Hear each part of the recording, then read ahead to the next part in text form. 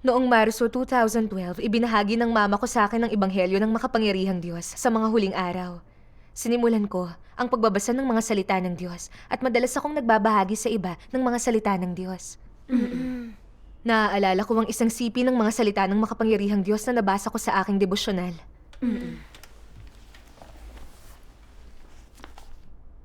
Sabi ng makapangyarihang Diyos, bilang mga miyembro ng sangkatauhan at tapat na mga mananampalatayang Kristiyano, pananagutan at obligasyon natin na ialay ang ating isipan at katawan para sa katuparan ng tagubili ng Diyos.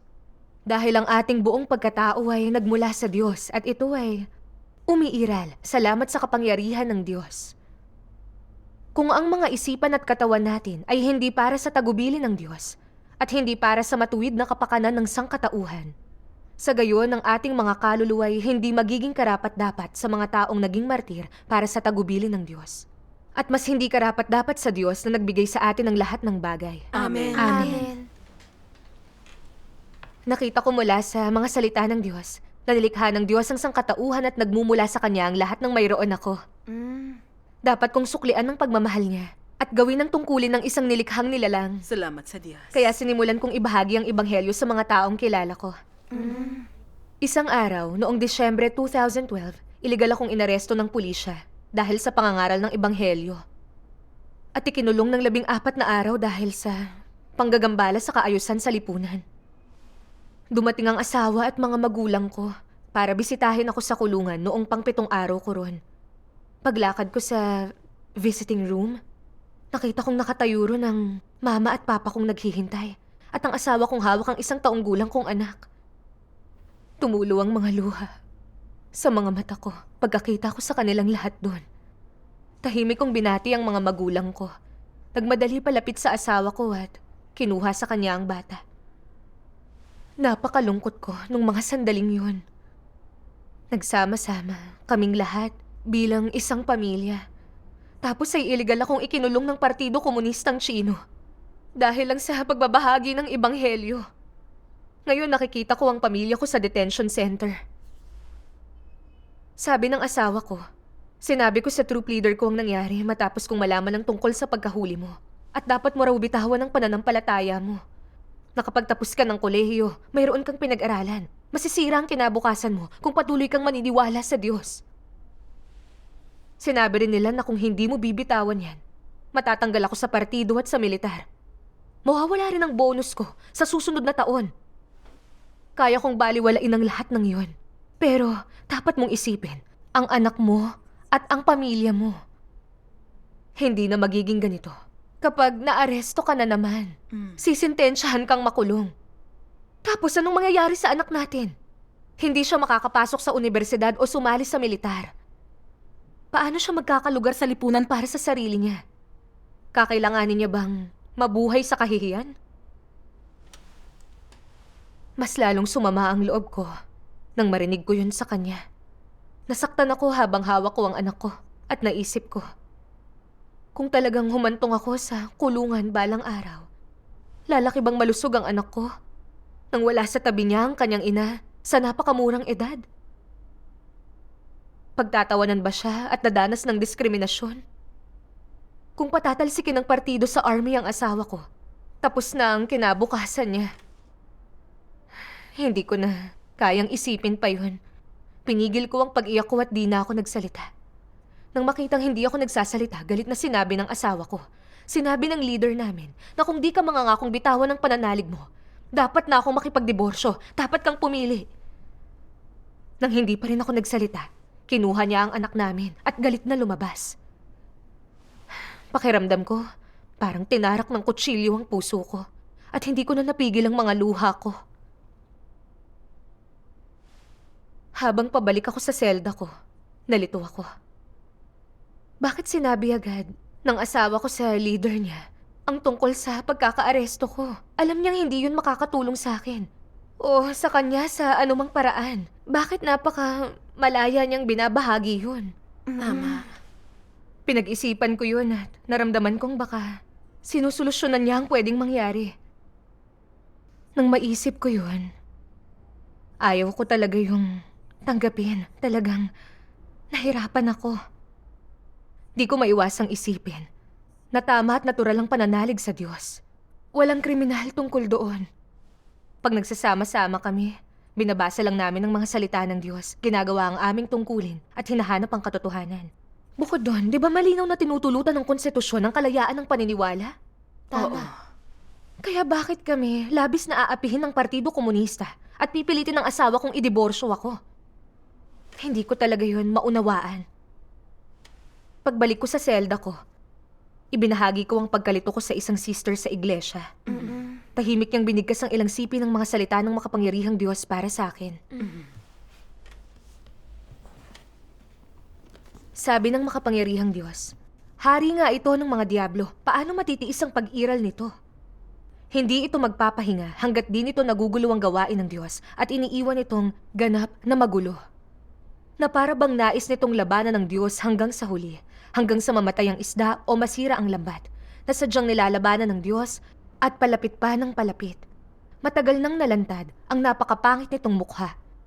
Ngayoy bugbog na ito at nasa kaawa-awang kalagayan, subalit di pa rin maglulubag sa pagkamuhi sa Diyos. Na para bang huhupa lamang ang pagkamuhing tinimpi sa puso nito kapag nilamon na nito ng buo ang Diyos. Kalayaang pangrelihiyon, lihitimong mga karapatan at mga interes ng mga mamamayan? Iyo'y pandarayang lahat para pagtakpan ng kasalanan. Bakit naglalagay ng isang di mapapasok na balakid sa gawain ng Diyos? Bakit gumagamit ng iba't ibang mga pandaraya upang linlangin ang mga tao ng Diyos? Nasaan ang tunay na kalayaan at lehitimong mga karapatan at mga interes? Nasaan ang katarungan? Nasaan ang kaaliwan? Nasaan ang init? Bakit gumagamit ng tusong mga pakana upang linlangin ang bayan ng Diyos? Bakit gumagamit ng puwersa para pigilin ang pagdating ng Diyos? Bakit hindi hinahayaan ng Diyos na malayang gumala sa ibabaw ng lupa na nilikha niya? Bakit inugis ang Diyos hanggang wala na siyang mapagpahingahan man lamang ng kanyang ulo? Amen. Amen. Amen. Tapos ay ibinahagi niya ito. Sa mga huling araw, naging tao ang Diyos at pumunta sa lupa para magsalita at gumawa. Nagpapahayag siya ng mga katotohanan na nagliligtas sa sangkatauhan at nadidinig ng mga may puso't espiritu ang Diyos at bumabaling sa makapangyarihang Diyos. Pero isang ateistang partido ang Partido Komunista. Masidhin itong kinamumuhian ng Diyos at ang katotohanan.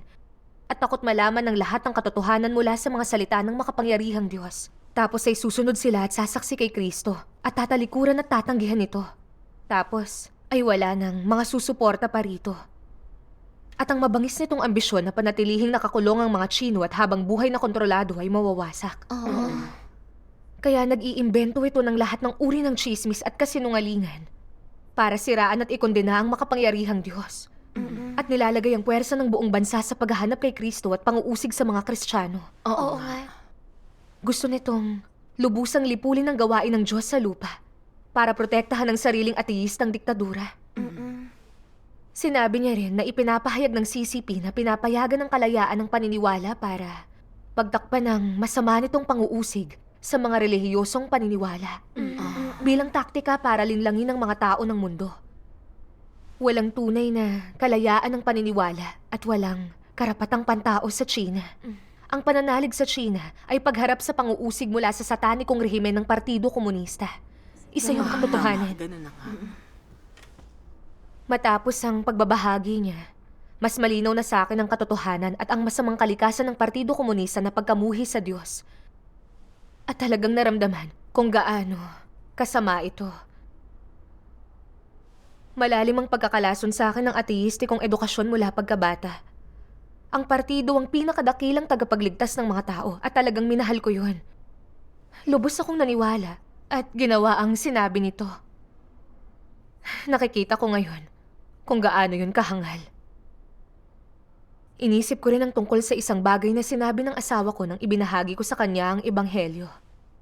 Sabi niya, iniutos ng Central Committee na lipulin ang iglesia ng makapangyarihang Diyos at itinaas sa 3 ang antas ng kahandaan sa labanan ng tropa namin.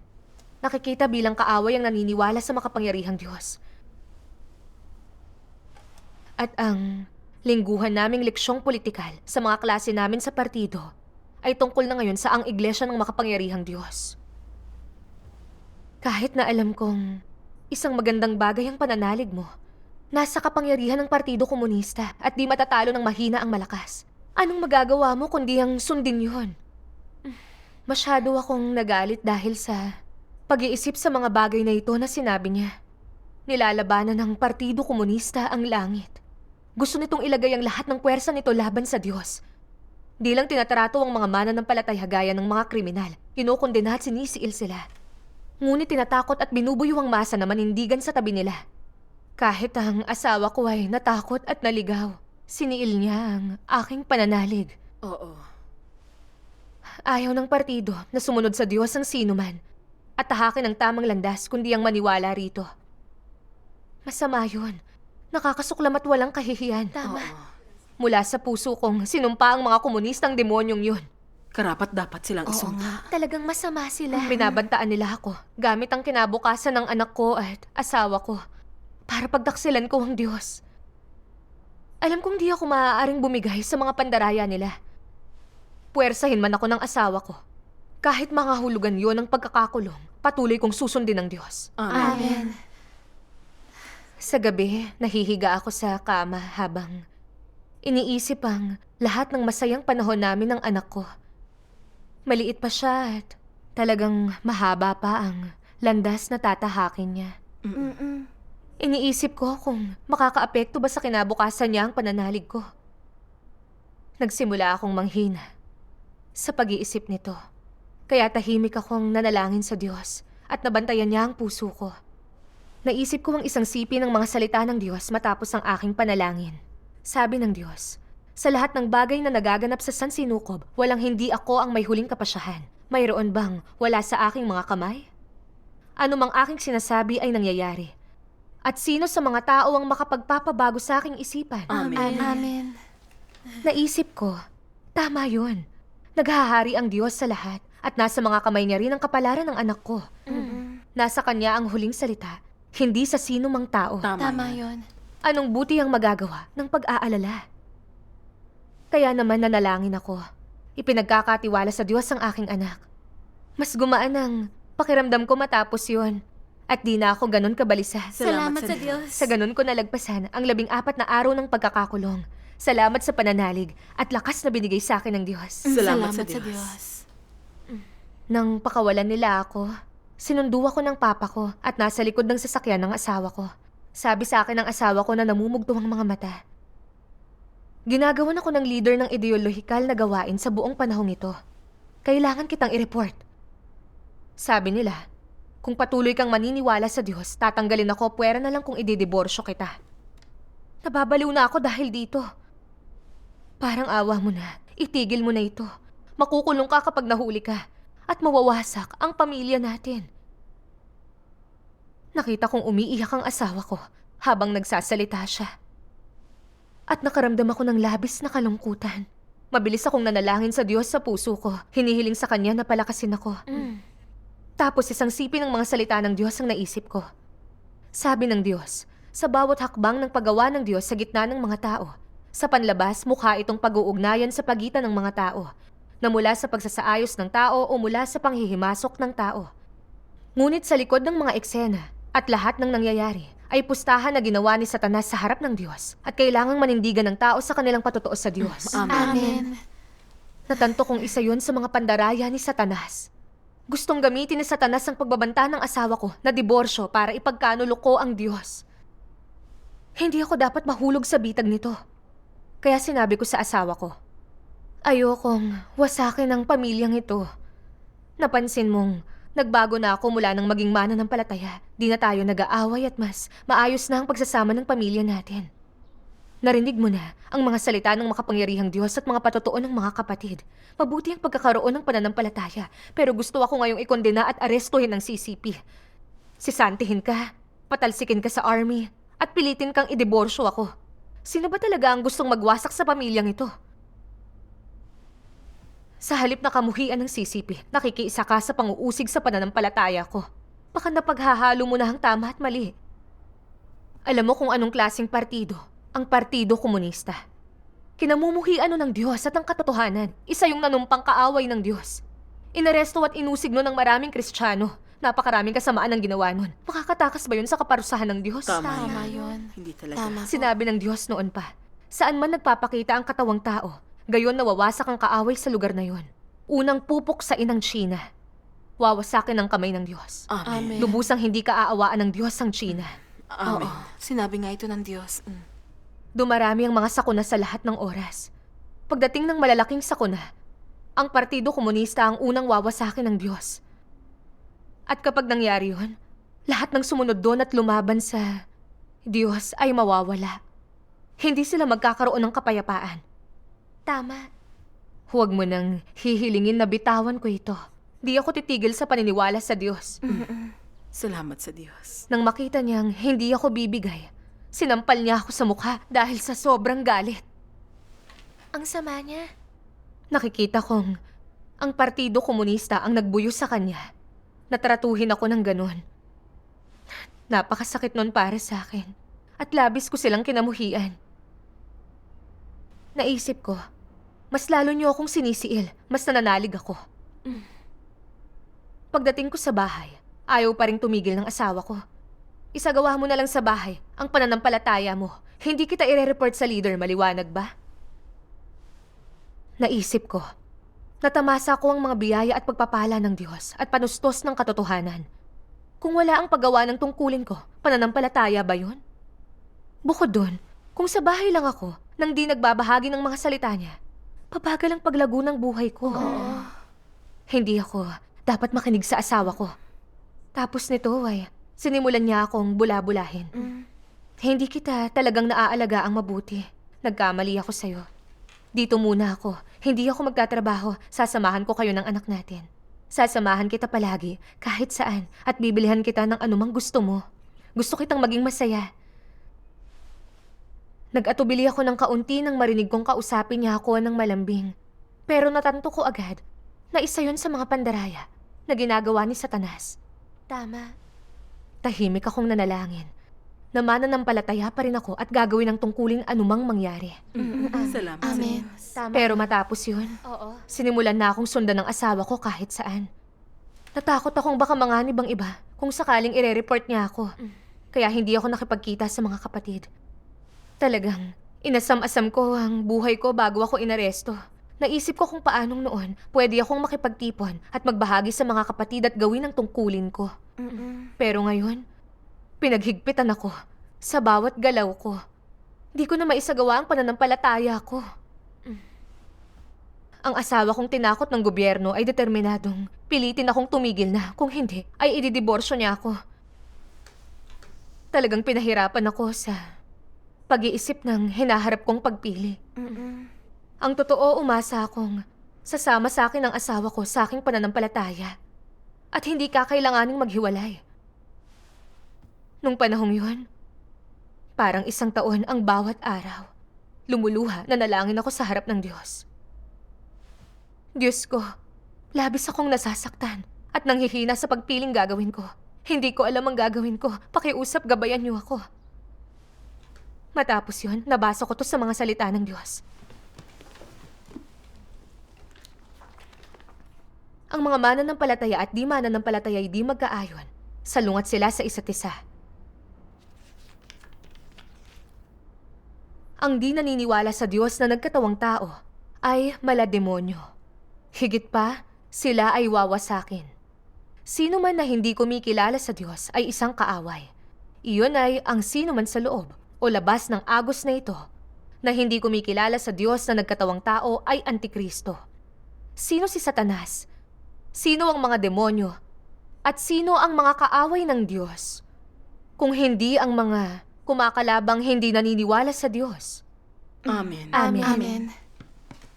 Matapos kong basahin ito, inalala ko kung paano kumilos ang asawa ko simula nang arestuhin ako. Paulit-ulit niya akong pinilit na bitawan ng pananampalataya ko. Ginamit niya ang panunuyo para akitin ako. Punersa niya ako gamit ang diborsyo at sinaktan pa niya ako. Hindi ba ang lahat ng yun ay para ipagkanulo ko ang Diyos? Tama. Hindi ba siya ang inilalarawan ng Diyos? Isa sa mga kumakalabang hindi naniniwala sa Diyos? Oo nga. Ang una niyang ginawa nang malaman ng tungkol sa pag-aaresto ko ay sabihin yun sa leader ng tropa niya. Hindi ba ginawa niya yun para protektahan ang sarili niya na walang pakialam sa akin? May mas mahalagang lugar sa puso niya ang kinabukasan niya kesa sa akin. Lahat ng magagandang sinabi niya sa akin sa lahat ng panahong yun ay palabas lang.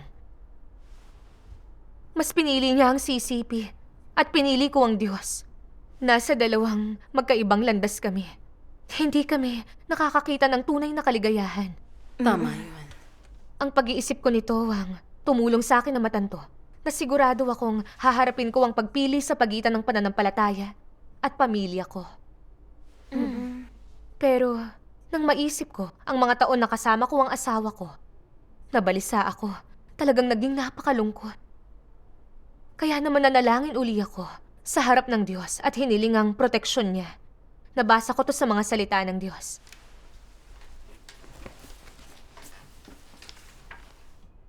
Dapat magtiis ng paghihirap para sa katotohanan. Ibigay ang iyong sarili rito at magtiis ng kahihiyan para rito. At para mas magkamit pa ng katotohanan, dapat kang sumailalim sa higit pang pagdurusa. Ito ang dapat mong gawin. Hindi mo dapat itapon ang katotohanan alang-alang sa mapayapang buhay pampamilya. At hindi mo dapat iwala ang dangal at katapatan ng iyong buhay para sa pansamantalang kasiyahan. Dapat mong hanapin ang lahat ng mainam at mabuti. At dapat habulin ang isang landas ng buhay na higit na makahulugan. Kung namumuhay ka ng mababang buhay at hindi naghahabol ng anumang mga layunin, hindi ba sinasayang mo ang iyong buhay? Ano ba ang iyong makakamtan mula sa gayong pamumuhay? Dapat mong talikdan ang lahat ng kasiyahan, ng laman alang-alang sa isang katotohanan. At hindi dapat sayangin ang lahat ng katotohanan, alang-alang sa isang munting kasiyahan. Ang mga ganitong tao ay walang katapatan o dangal, walang kabuluhan sa kanilang pag-iral. Amen. Amen. Salamat sa Diyos. Binigyan niya ako ng landas ng pagsasagawa at ibinalik ang aking pananalig. Nanalangin ako sa harap ng Diyos. Diyos ko, kahit pa magdiborsyo kami, susundan pa rin kita. Amen. Palakasin mo ako at bigyan ako ng pananalig na sumaksi para sa iyo. Amen. Salamat sa Diyos. Salamat sa Diyos. Isang araw, nakatakas ako sa asawa ko, kaya dinalaw ko ang mga kapatid. Pag-uwi ko, nakatayuro ng asawa ko kasama ang aming mga kamag-anak. Namumula ang mga mata niya at mukhang masama ang loob niya. Mukhang malungkot at nananamlay ang ilan sa mga kamag-anak namin. Habang galit talaga ang iba. Pinalilibutan na naman ako ni Satanas gamit ang pamilya ko sa pagkakataong ito. Mabilis akong nanalangin ng tahimik sa Diyos. Naisip ko ito mula sa mga salita niya. Yaong mga mananagumpay ay yaong mga nagagawang tumayong saksi at mapanatili ang tiwala at katapatan sa Diyos pag nasa ilalim sila ng impluwensya ni Satanas at nilulusob ni Satanas. Ibig sabihin, kapag nasa gitna sila ng mga puwersa ng kadiliman. Kung nagagawa mo pa ring magpanatili ng isang dalisay na puso sa harap ng Diyos at ng tunay na pagmamahal para sa Diyos anuman ang mangyari, ikaw ay tumatayong saksi sa harap ng Diyos. At ito ang tinutukoy ng Diyos na pagiging isang mananagumpay. Amen. Binigyan ako ng lakas ng mga salita ng Diyos at nagpasya ako na anuman ang gawin ng pamilya ko, hindi ko ipagkakanulo ang Diyos. Sasaksi ako para sa Kanya. Amen. Tinanong ako ng tiyahin ko na may mabagsik na itsura. Pumunta ka sa isang pagtitipon, ano? Gusto mo pa ba ang pamilyang ito? Tapos ay sinigawan ako ng tiyuhin ko. Diyos? Walang Diyos. Ateist ang bansa ang China. At ang partido ang namumuno. Kung gusto mong maniwala, maniwala ka sa partido. Tapos ay binanggit niya ang ilang kasinungalingan ng Partido Komunista. At sinabing, tingnan mo, ito ang makapangyarihang Diyos na pinaniniwalaan mo. Isa itong pangunahing national target. Kasamang bumabagsak ng mga mananampalataya ang pamilya nila.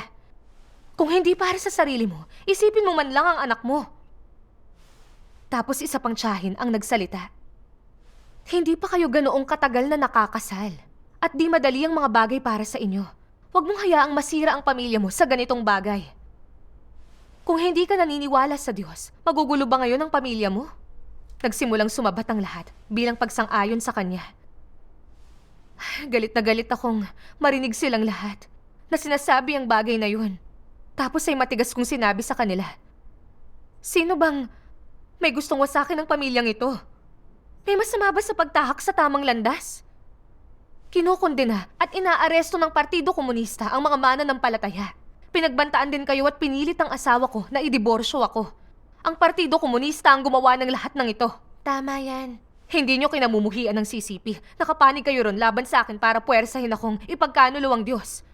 Yun ba ang pinakamabuti para sa lahat? Hindi. Matapos ko tong sabihin, sinabi ng isa pang tiyuhin. Totoo yun. Hindi mapagkakatiwalaan ng partido. Pero yun ang nasa kapangyarihan ngayon. Kung naniniwala ka sa Diyos, hindi ka nun pakikitaan ng awa. Makukulong ka. Mga karaniwang tao lang tayo. Paano tayo lalaban sa partido? Sundin mo na lang ang payo ko. Bitawan mo na yan. Ang pinakamahalaga ay buo ang pamilya mo. Tapos ay sinabi ko sa kanila, palaki na ng palaki ang mga sakuna ngayon. Pagdating ng malalaking sakuna, parurusahan ang lahat ng lumalaban sa Diyos. Ang mga mananampalataya lang na nagsisi sa Diyos ang magkakamit ng proteksyon niya. Ang mga tunay na mananampalataya lang ang magkakaroon ng mabuting kinabukasan. Ano ang kinabukasan kung wala ang pananampalataya? Mismo. Mahal ko kayong lahat. Umaasa talaga ako na maliligtas kayo ng Diyos at hindi mamamatay sa mga sakuna. Oo nga. Kaya ibinahagi ko ang ebanghelyo sa inyo ng paulit-ulit. Pero ayaw niyong maniwala kahit na alam niyong iyon ang tama sa takot na maaresto. Ngayon, hinahadlangan niyo ako. Pinipwersang ipagkanulo ang Diyos. Hindi ba kayo natatakot na kapag dumating ang mga sakuna, parurusahan kayo kasama ang Partido Komunista? Matapos ko yung sabihin, namula sa galit ang mukha ng unang tiyuhin at galit na galit niya akong binantaan. Parurusahan kita kapag pinagpatuloy mo yan. Ire-report kita sa mga pulis. Ay, Paano sobra naman yun? Napakasama. Sama niya. Habang sinasabi niya yun, nilabas niya ang telepono niya at nagsimulang magdial. Nagmadali ang tiyahin ko at inagaw yun sa kanya. Ang makita ang tiyuhin ko, na gagawin sana yun, ay talagang nakakadismaya. Paano yun? Matatawag na pamilya. Kawain yun ng isang demonyo. Mismo. Sinabi ko sa kanila, mga nakatatanda kayo sa akin at talagang nirerespeto ko kayo. Pero pagdating sa pagpili ng landas ko, hindi ko kailanman hahayaang diktahan ako ng kahit sino. Hindi ko bibitawan ng pananampalataya ko, ipagkakanulo ang Diyos at susundin ng CCP gaya ng gusto niyong gawin ko. Mabuti. Sinampal ako ng asawa ko ng napakalakas na tumilapon ako sa sahig. Tumalsik ang salamin ko sa kabilang panig ng kwarto. Terrible yun. Grabe. Tinuro niya ako at sumigaw. Gusto mo ba ang Diyos o ang pamilyang ito? Ididiborsyo kita agad kung patuloy kang maniniwala. Nakita ko na handa ang asawa ko na idiborsyo ako at protektahan ang sarili niyang kinabukasan. Talagang nasaktan ako at napuno ng pagkamuhi para sa partido. Kaya naman tahimik akong nanalangin sa Diyos. Palulugurin ko ang Diyos kahit pa yun ay ang pagkawala ng mahal ko. Amen. Amen.